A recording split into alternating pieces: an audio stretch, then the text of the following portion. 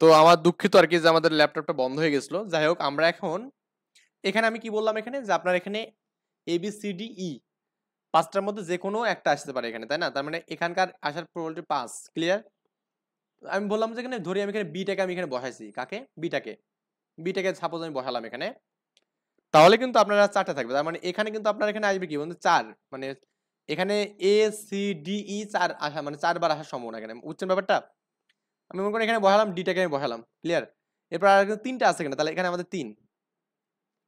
আমার কথা কি বুঝতেছেন এখানে? তার মানে এই ক্ষেত্রে আপনি ৫টা ৫টা করে নিয়ে আপনি যদি এখানে মানে সমাবেশ করার ট্রাই করেন, বুঝছেন ব্যাপারটা? মানে সমাবেশ না, সরি, এখানে বিন্যাস করার যদি ট্রাই করেন এখানে, তাহলে কিন্তু আপনার অ্যান্সার হবে এটাই এখানে, যে আপনার কেমন হবে এখানে 5 4 3 এখানে এটা অ্যান্সার। এটা গুণ করে যেটা হবে এখানে দেখুন ৪ ৫ ২০ ৩ ২০ কত ৬০ হবে এখানে, তাহলে ৬০ অ্যান্সার, তাই কি না?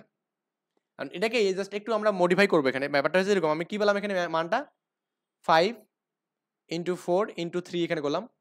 আমি যেখানে আরো এক্সট্রা করে আমি ইন্টু এখানে কি 2 করি এবং 1 করি এখানে, এবং নিচে তাহলে আমাদের ওই মানটাকে ভাগ করতে হবে এখানে 2 ইন্টু 1।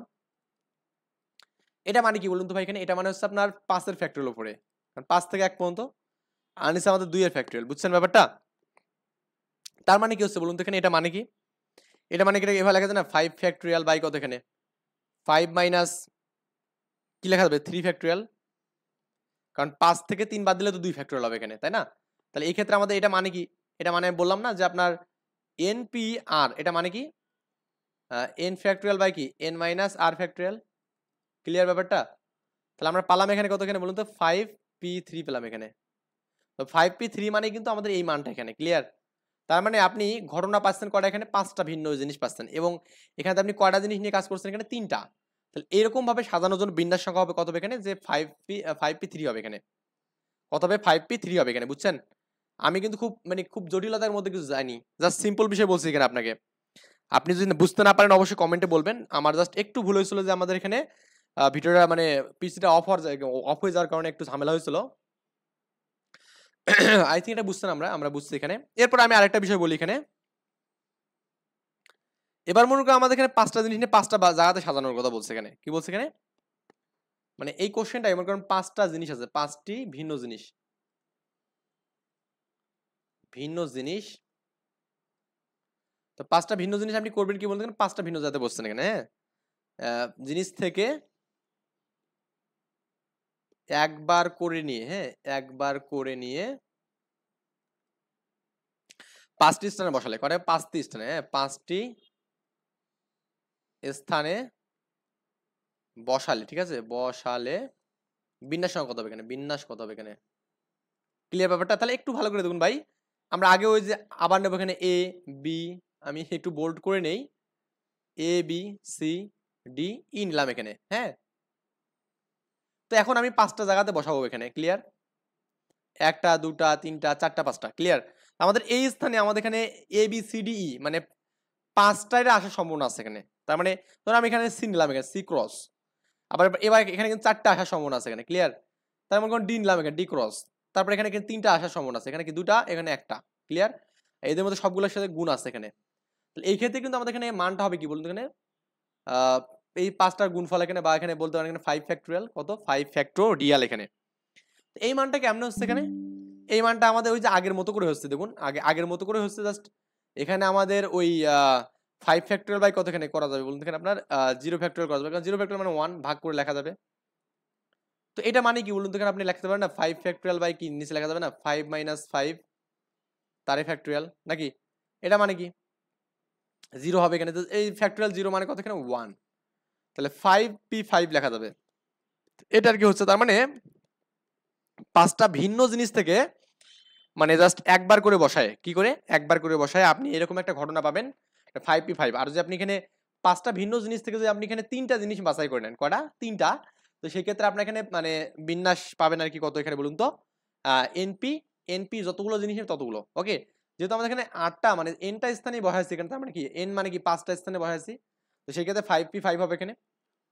আই হোপ আমরা এখানে এগুলো বুঝতে পারছি এখানে। এগুলোতে মানে ঝামেলা হওয়ার কথা না, সিম্পলি বললাম, জাস্ট একটু মানে বোঝার ট্রাই করলেই হবে। আচ্ছা, তো এখন আমরা এখানে যে এটাই বলা আছে দেখুন, যে সবগুলো ভিন্ন ভিন্ন জিনিস এখানে বলে দিচ্ছে, সবগুলো ভিন্ন ভিন্ন জিনিস থেকে আপনার এখানে বিন্যাস করা, এখানে NP/R, এখানে আপনার এখানে n এর মানটা থেকে r এর মানটা বিন্যাস করা, এগুলো আমরা পড়লাম অলরেডি, দরকার নেই। যদি n = r হয় তাহলে আমাদের কি n ফ্যাক্টরিয়াল করলে হবে, আমি বলে দেখালাম না একটু আগে।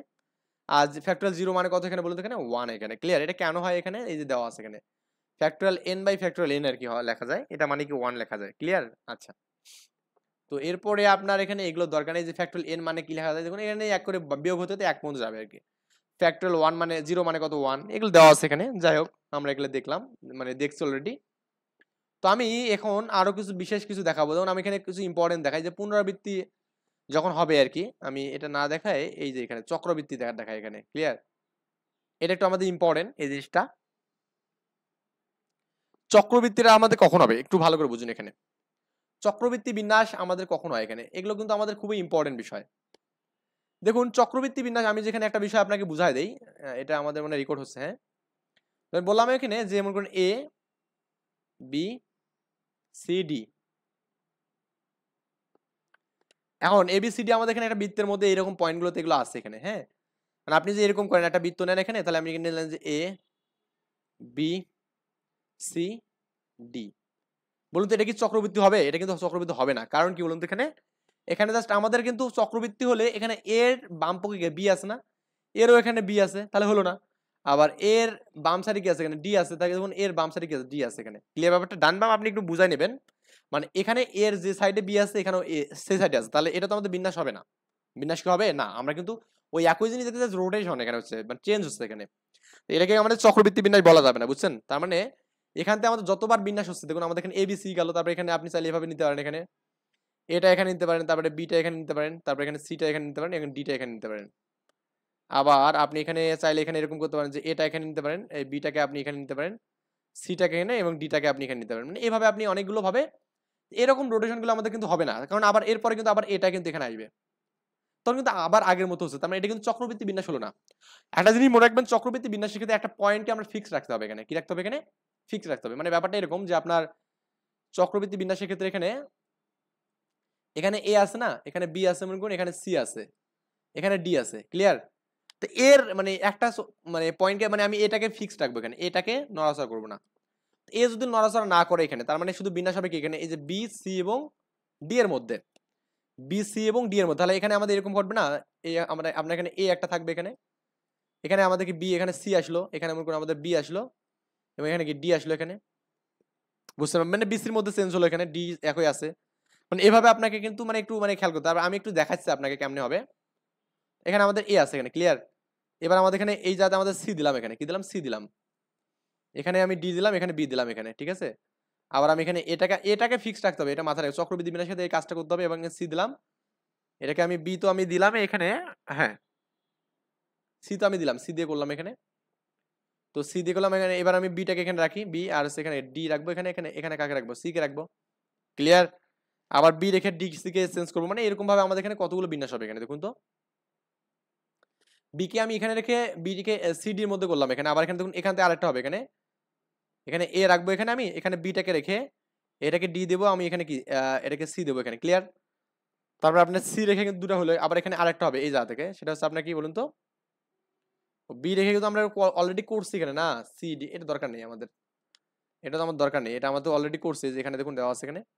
তার মানে বি এখানে থেকে, এই যে বি এখানে থেকে আমাদের এটা হবে, তারপর এখানে সি এখানে থাকে হলো, আবার আমাদের আর দুটো হবে এখানে থেকে, সেটা হচ্ছে আমাদের এখানে এই যে ডি এখানে থাকবে, এ তো আমাদের ফিক্সড, আমাদের এখানে কি বি হবে, এখানে এটা কি আমাদের সি হবে। আবার এখানে আরেকটা এরকম হবে যে এ এখানে ফিক্সড, এটা ডি হবে, এখানে এখানে কত হবে, বি হবে, এটা এটা সি হবে, এখানে এটা সি হবে, আর এখানে কি বি হবে, বুঝছেন?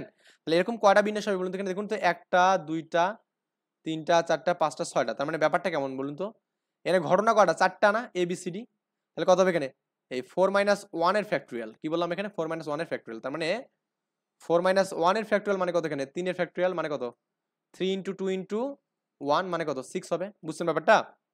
তো চক্রবৃদ্ধি বিন্যাসের ক্ষেত্রে আমাদের যেটা হবে, এখানে চক্রবৃদ্ধি বিন্যাস, চক্র